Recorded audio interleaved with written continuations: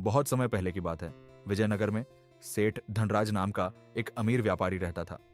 उसके पास अपार धन दौलत थी, लेकिन वह बहुत घमंडी और निर्दयी था। वह गरीबों की कभी मदद नहीं करता और उन्हें तुच्छ समझता था। एक दिन कड़ाके की ठंड पड़ रही थी।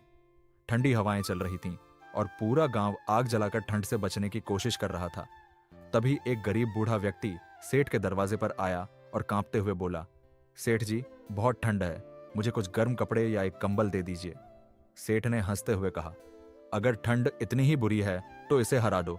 अगर तुम एक रात बिना कंबल के बाहर बिता सकते हो तो मैं तुम्हें इनाम दूंगा।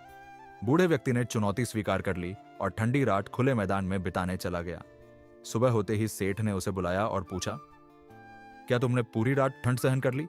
गरीब व्यक्ति बोला, हाँ सेठ जी, लेकिन मैंने दूर मंदिर में जलती हुई दिया की रोशनी देखी थी, जिसने मुझे हिम्मत दी और मैं रात भर ठंड सह सका। सेठ हंस पड़ा और बोला, तो फिर तुमने दिए की गर्मी से खुद को बचाया। यह धोखा है, मैं तुम्हें इनाम नहीं दूंगा। गरीब व्यक्ति दुखी होकर चला गया, लेकिन गांव के एक बुद्धिमान व्यक्ति को यह बात पता चली। उसने सेठ को एक दिन अपने घर दावत पर बुलाया। सेठ खुशी खुशी गया, लेकिन जब भोजन का समय आया तो उसने देखा कि खाना बहुत दूर एक ऊंचे स्थान पर रखा था और आग उससे बहुत नीचे जल रही थी। सेठ बोला, यह क्या मजाक है, इतनी दूर से आग खाना कैसे पका सकती है? बुद्धिमान व्यक्ति मुस्कुराया और बोला, जिस तरह दिए की रोशनी से कोई गर्म नहीं हो सकता, उसी तरह यह आग भी तुम्हारे खाने को नहीं पका सकती।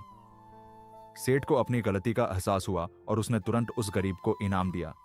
अब वह समझ गया कि गरीबों की परेशानी को महसूस करना ही सच्ची इंसानियत है।